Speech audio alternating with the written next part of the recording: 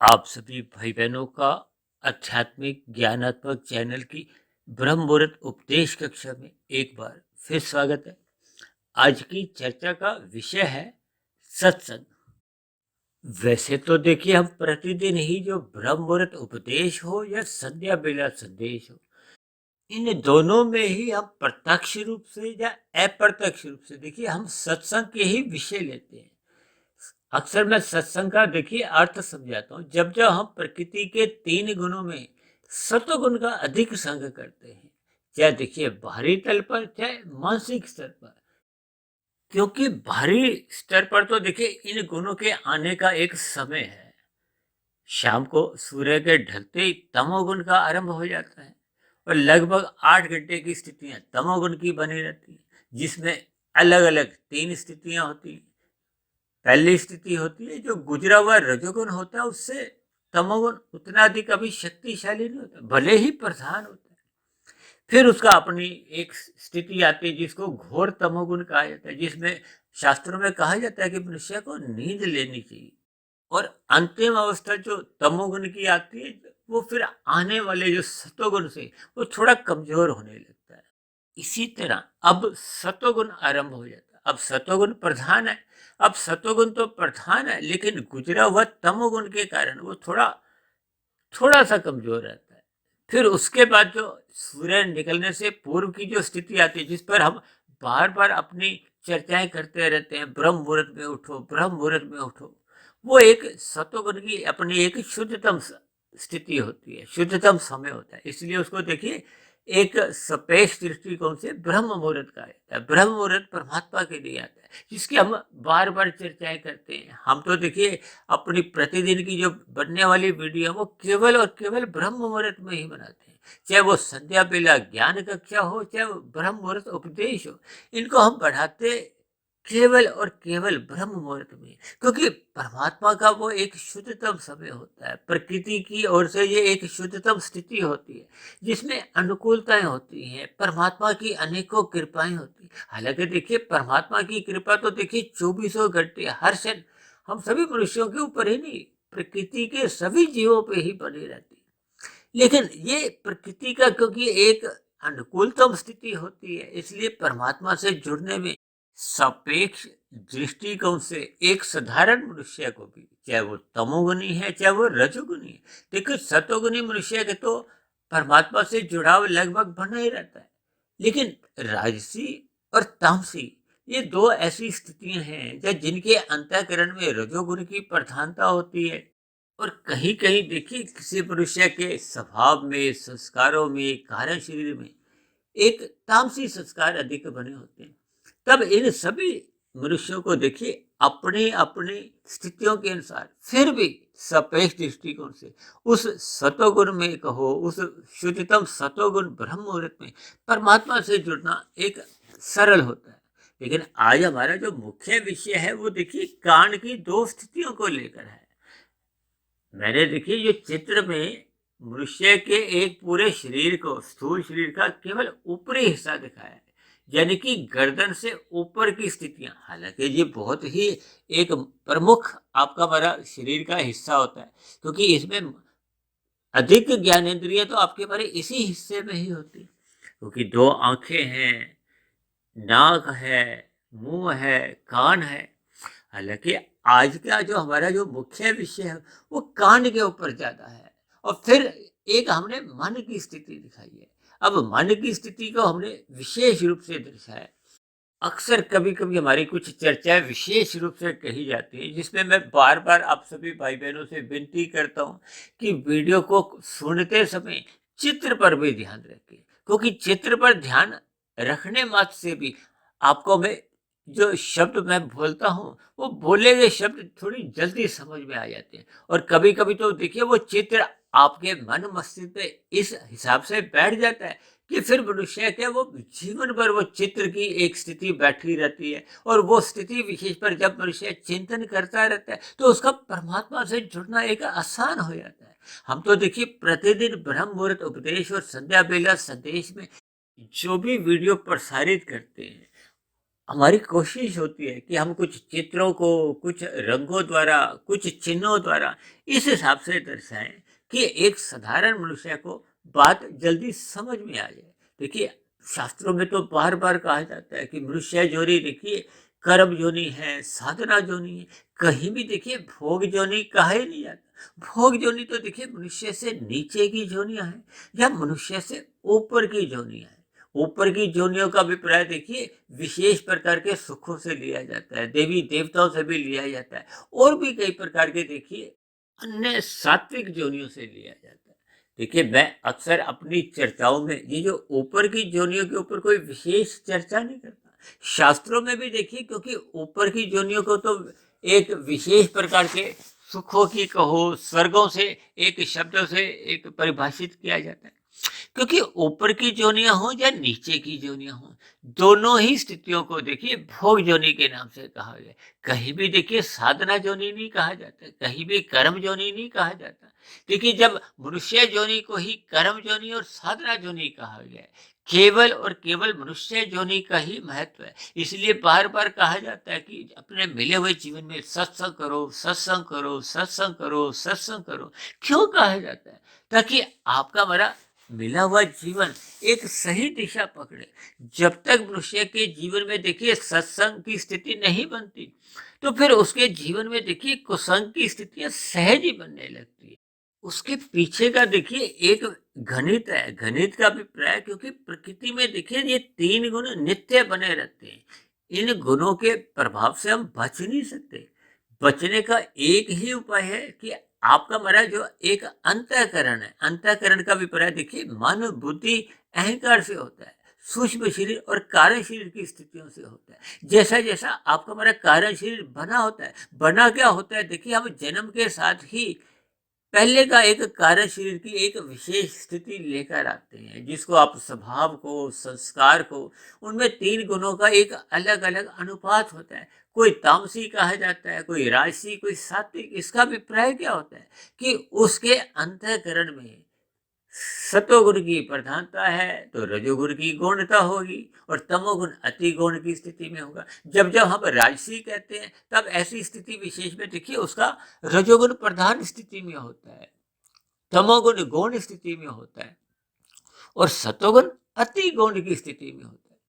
इसी तरह तामसिक स्वभाव वालों का तमोगुण तो प्रधान होता ही है, वहां रजोगुण गौण स्थिति में होता है, और सतोगुण फिर अति गौण की स्थिति में होता है। क्योंकि जब रजोगुणी मनुष्य का ही सतोगुण अति गौण की स्थिति में होता है, तो फिर तमोगुण की तो और भी निचली कक्षा है। देखिए, कहते हैं ना, किसी आवेदन में कोई नौकरी निकलती है तो जब कहा जाता है कि यहाँ एमए पास वाले के लिए ही ये आवेदन पत्र दिए जा सकते हैं, तो ऐसी स्थिति विशेष में देखिए बीए वाला भी अप्लाई नहीं कर सकता। तो फिर 12वीं कक्षा पास के वाला का तो प्रश्न ही नहीं उठता कि वो उस पद के लिए अप्लाई करे, आवेदन दे। ठीक है, इन सभी स्थितियों को जितना संभव हो सकता है आप अपने मन में बैठाओ कि जब तक हम मिले हुए जीवन में सत्संग नहीं करते। सत्संग का अभिप्राय देखिए श्रद्धा पूर्वक सत्संग से होता है, जिस पर अभी हम कुछ चर्चा करेंगे। जब तक मनुष्य अपने जीवन में श्रद्धा पूर्वक सत्संग नहीं करता, तो उसके जीवन में देखिए कुछ भी आध्यात्मिक उन्नति होने का एक नींव ही नहीं डलती।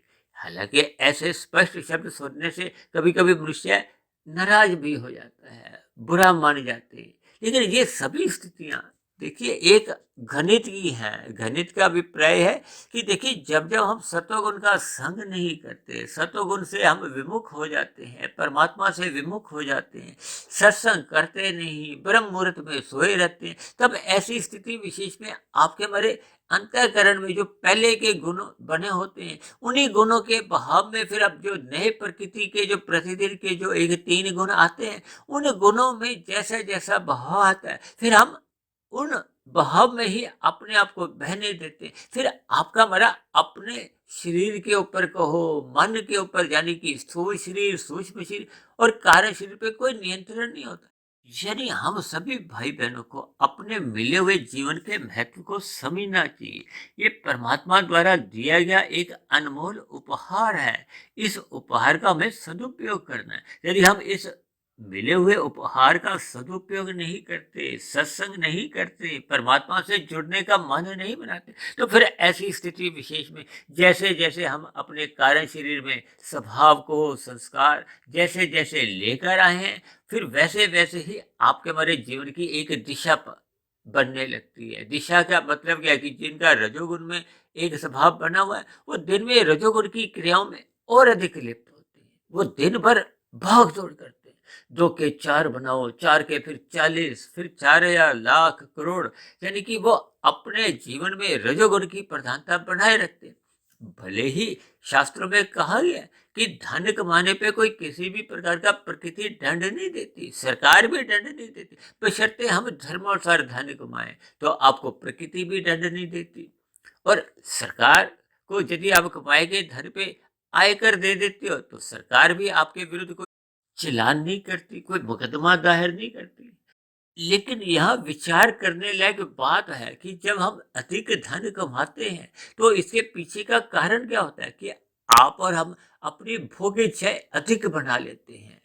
भोग इच्छाएं इतनी अधिक बढ़ाते हैं कि हम उन कमाए गए धन को भोगना चाहते हैं। भोगना क्या है? प्रकृति के 5 सुखों को हम अधिक से अधिक भोगना चाहते हैं। ये 5 भोग विषय के हैं: गंध, रस, रूप, स्पर्श और शब्द। जब जब मनुष्य के ये जो भोग विषय अनियंत्रित हो जाते हैं, अनियंत्रित का अभिप्राय है कि ये अवारागर्दी करने लगते हैं, तो फिर ऐसी स्थिति विशेष में आपका मेरा जो एक नया अंतःकरण है, यानी कि जो पहले का अंतःकरण है, उसमें जो भी एक प्लस माइनस होता है, यानी कि पहले का यदि रजोगुण पहले ही प्रधान था, तो अब रजोगुण और प्रधान होने लगे। और जब जब मनुष्य विषय भोगों में अधिक रुचि लेता है, तो फिर उसका ना चाहते हुए भी तमोगुण बिगड़ने लगता है।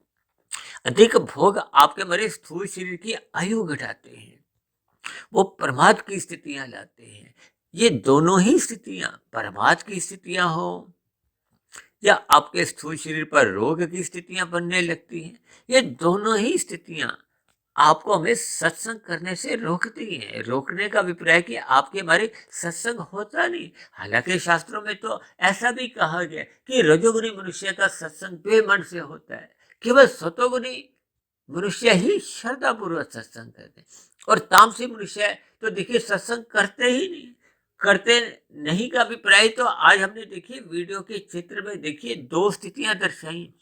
एक में हमने प्रथम दृष्टि में बाएं हाथ के कान की एक स्थिति दिखाई है और एक दाएं हाथ के कान की स्थिति दिखाई है। हालांकि देखिए सत्संग पढ़ने का विषय भी हो सकता है, सुनने का विषय भी होता है, क्योंकि प्राचीन काल में तो देखिए पढ़ने की स्थितियां उतनी विशेष नहीं होती थी, तो वहां अक्सर देखिए गुरु के प्रवचनों को सुना जाता था। इसको श्रोत्रिय इंद्रियां भी कहते हैं। तभी लोग कहते हैं कि ध्यान से सुनो, एकांत होकर मन लगाकर इसको सुनो। अब हमने देखिए पहली स्थिति जो मनुष्य के कान की जो दिखाई है ना, उसमें हमने नीचे एक तीर दिखाया है। तीर जा रहा है फिर वापस आ रहा है। देखिए आधा हमने तीर में देखिए सफेद रंग दिखाया है, यानी कि ऐसे मनुष्य सत्संग सुनते हैं लेकिन हाथों हाथ ही उसको अनसुना कर देते हैं।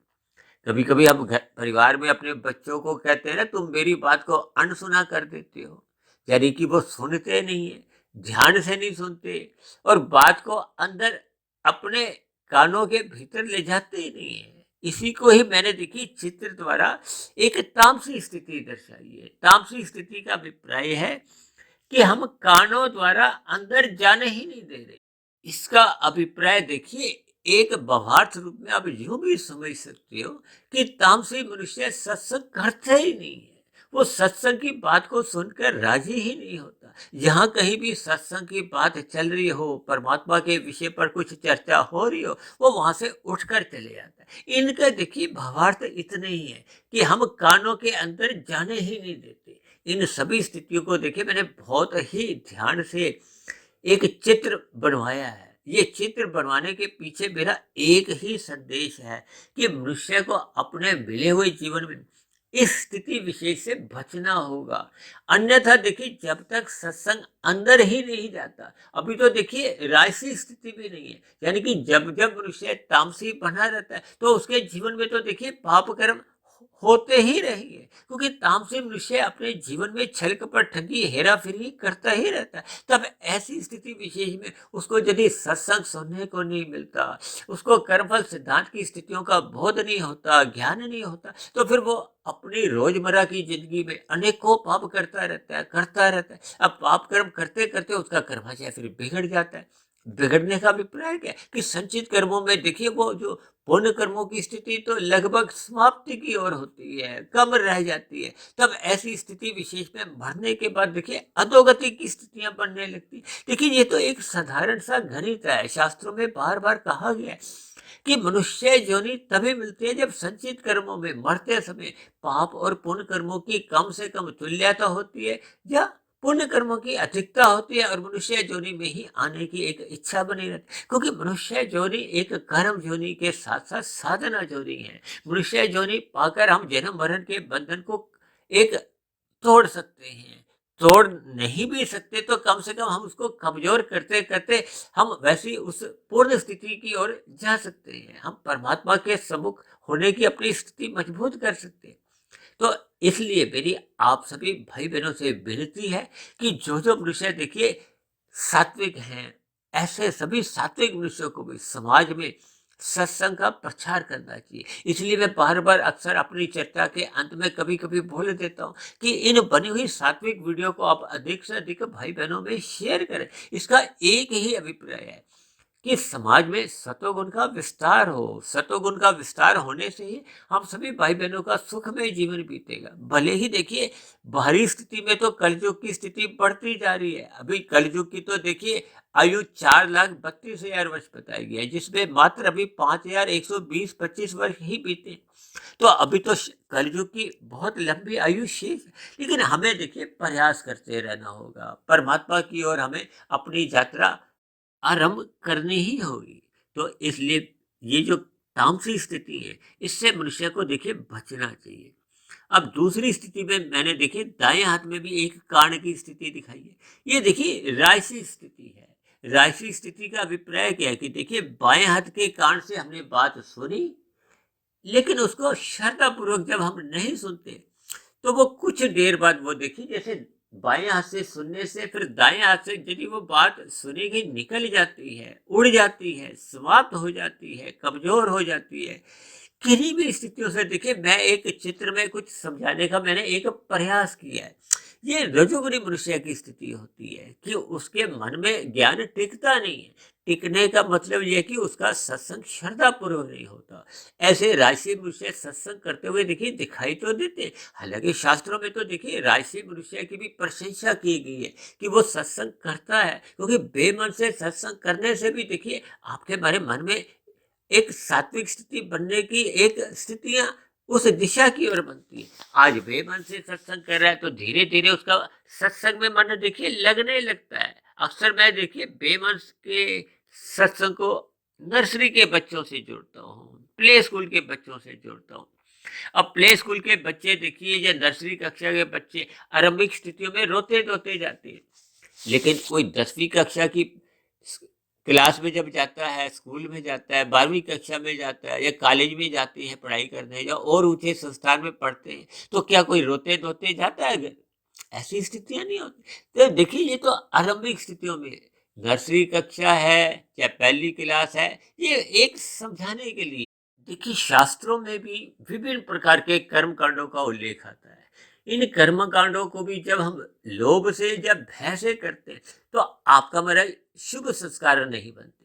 हालांकि कोई नुकसान नहीं होता, लेकिन जब जब मनुष्य इन कर्म कांडों को ज्ञान पूर्वक करता है तो फिर उसके शुभ संस्कार बनने लगते हैं।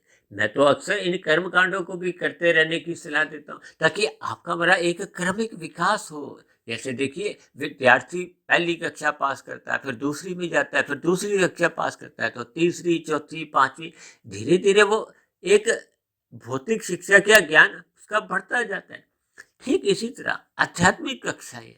आध्यात्मिक कक्षा का मतलब क्या है कि हम आरंभिक स्थितियों में देखिए चाहे बेमन से सत्संग करते हैं, फिर कर्मकांड करने शुरू कर देते हैं।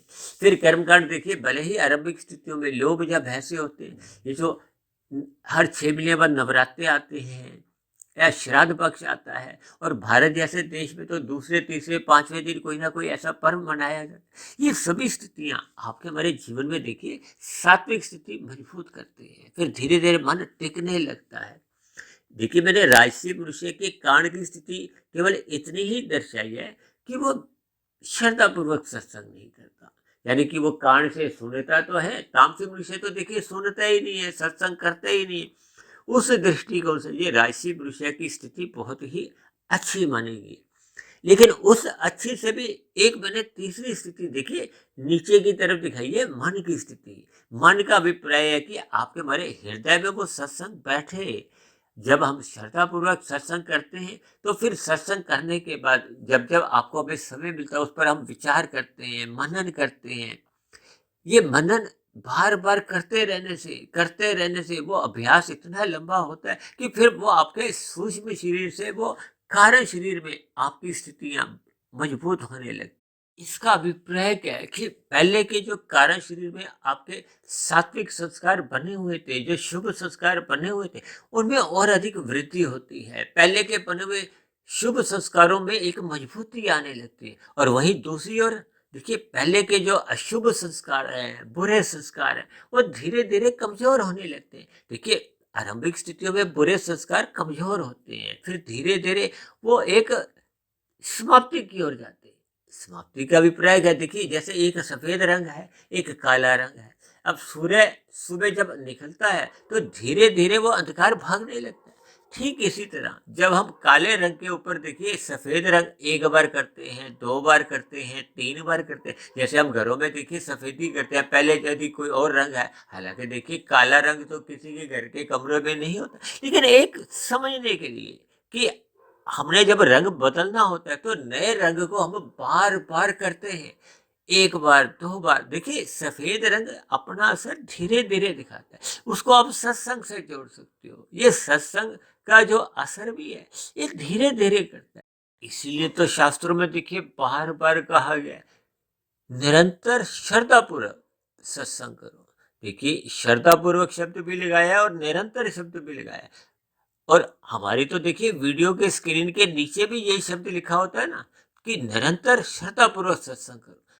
क्योंकि जब तक मनुष्य सत्संग नहीं करता तब ऐसी स्थिति विशेष में उसके देखिए तामसी और राजसी संस्कार उसके जीवन में कोई आध्यात्मिक उन्नति करने के कोई बीज डाल नहीं पाते। मैं तो बार बार कहता रहता हूँ कि तमोगुण प्रत्यक्ष रूप से कुसंग है, और रजोगुण भी देखिए अप्रत्यक्ष रूप से कुसंग ही माना जाए, क्योंकि सत्संग की स्थिति तो रजोगुण में होती नहीं। तब ऐसी स्थिति में देखिए संभावना क्या होती है कि वो रजोगुण आपके हमारे जीवन में देखिए भोग विषयों की ओर हमें लगाता है। वो भोग विषय आपके हमारे जीवन में प्रमाद की स्थितियां लाते हैं। अब प्रमाद की स्थितियां बनने पे देखिए सत्संग की बात बिल्कुल भी समझ नहीं आती। समझ नहीं आने का अभिप्राय कि मन में रुचि नहीं बनती। अब देखिए आप ब्याह शादियों में देखोगे जहाँ डीजे पे अक्सर कोई ऐसी नृत्य की स्थितियां होती हैं। अब ऐसी स्थिति विशेष में यदि कोई किसी को गीता का ज्ञान समझाए तो उसको गीता का ज्ञान वो सुनने की स्थिति में ही नहीं होता,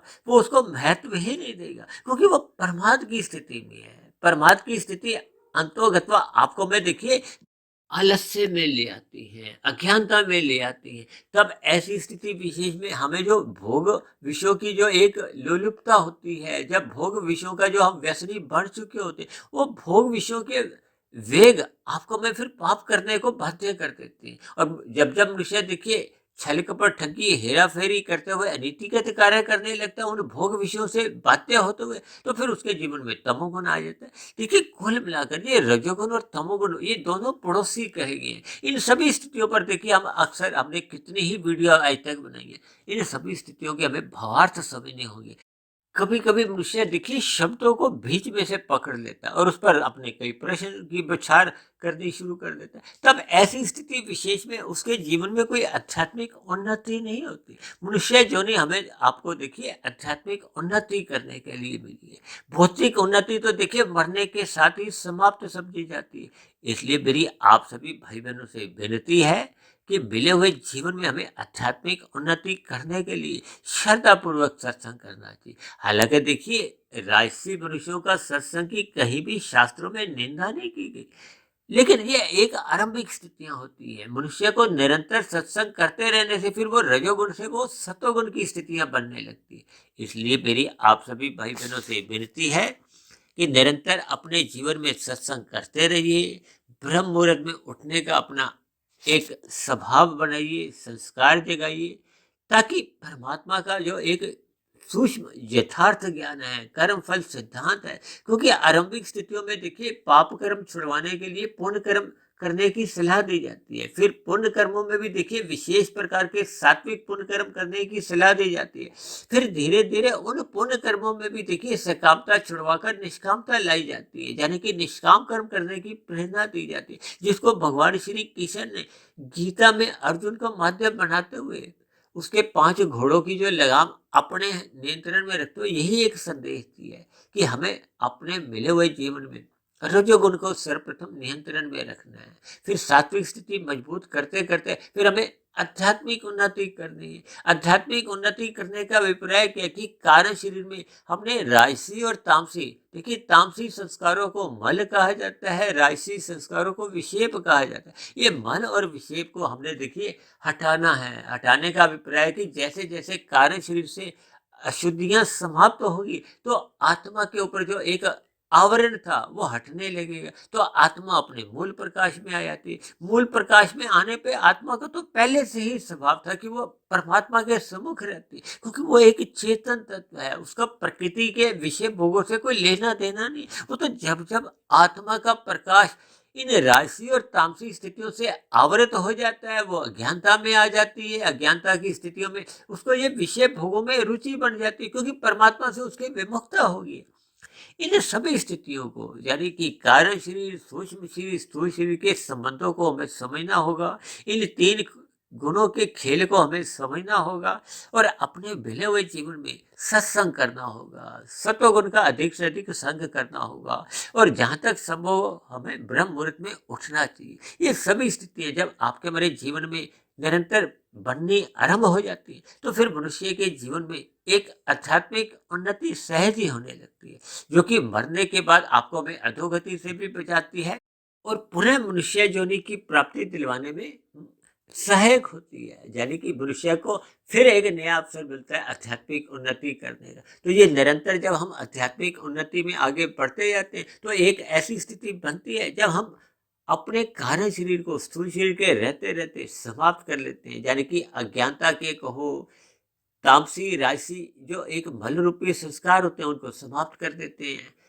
कार्य शरीर अपनी मूल सात्विक स्थिति में आने पे वो मायातीत की स्थिति में होता है और स्थूल शरीर के मरने पे फिर आपके बारे जन्म मरण का बंधन समाप्त हो जाता है, मनुष्य मोक्ष काल में चले जाता है। यानी अब उसको एक नया भौतिक शरीर की प्राप्ति नहीं होती, अब परमात्मा के सानिध्य में उसको आध्यात्मिक शरीर की प्राप्ति हो, एक लंबे काल के लिए आनंदमय स्थिति बनी रहती है। देखिए आनंद परमात्मा का हो या आत्मा का हो, दोनों ही स्थितियों में कोई भेद नहीं रहता है। यानी कि आत्मा ज्ञान स्वरूप स्थिति में रहते हुए भी परमात्मा के बराबर का आनंद में अपना एक जीवन मोक्ष काल का व्यतीत करती है, विचरण करती है। देखिए ये सभी स्थितियां शब्दों द्वारा समझा पाना एक मुश्किल होता है, लेकिन इन सभी स्थितियों को हमें क्रमबद्ध तरीके से समझना होगा ताकि परमात्मा के प्रति आपकी हमारी रुचि जागे, क्योंकि रुचि जागने पे ही फिर परमात्मा का सत्संग सुनने में अच्छा लगता है, श्रद्धा पूर्वक होने लगता है। तो ये सभी स्थितियां आपके हमारे जीवन में निरंतर बनी रहे, यानी कि हम अपने मिले हुए जीवन में परमात्मा का सत्संग करने में रुचि जागृत हो। आरंभिक स्थिति में भले ही ये राजसी स्थितियां होती, लेकिन मनुष्य को देखिए तामसिक स्थितियों से बचना ही होगा और मिले हुए जीवन का सदुपयोग करते हुए अपनी आध्यात्मिक उन्नति को ही अधिक से अधिक महत्व देना होगा। देखिए अन्यथा आपका मेरा मिला हुआ मनुष्य जोनि का जन्म यूं ही बेकार चले जाता है, यूं ही व्यर्थ चले जाता है। इसलिए मेरी आप सभी भाई बहनों से विनती है कि अपने मिले हुए जीवन में हमें सात्विक दिनचर्या बनानी चाहिए और सात्विक दिनचर्या तभी बन पाती है जब मनुष्य सत्वगुण का अधिक से अधिक संग करता है, ब्रह्म मुहूर्त में उठने का अपना निरंतर एक स्वभाव संस्कार जगा लेता है। ऐसी स्थितियां निरंतर जब आपके हमारे जीवन में बनने लगती हैं तो फिर मनुष्य का रजोगुण मर्यादा में रहता है। तब ऐसी स्थिति विशेष में मनुष्य तमोगुण में गिरने से बचा रहता है। तो ऐसी सभी शुभ सात्विक स्थितियां आप सभी भाई बहनों के जीवन में भी जल्द से जल्द निरंतर बढ़ती जाएं, ताकि हम परमात्मा के आनंद को प्राप्त करें। तो ऐसी सभी शुभ स्थितियां बनने के लिए मेरी ओर से आप सभी भाई बहनों को बहुत बहुत शुभकामनाएं। इन्हीं शब्दों के साथ चर्चा विशेष को अब हम यही विश्राम देते हैं। शाम को फिर मिलते हैं संध्या बेला ज्ञान कक्षा में। तब तक आप अपने आध्यात्मिक मित्र सुधीर भाटिया फकीर को इजाजत दें। चर्चा संबंधित आपके मन में कोई प्रश्न हो या मेरे कहे गए शब्दों पर आपकी कोई शिकायत हो, तो आप नीचे दिए गए कमेंट्स बॉक्स पर जाकर अपने प्रश्न या अपनी शिकायत भी लिख सकते हो। तो चर्चा विशेष को सुनने के लिए आप सभी भाई बहनों का बहुत बहुत धन्यवाद।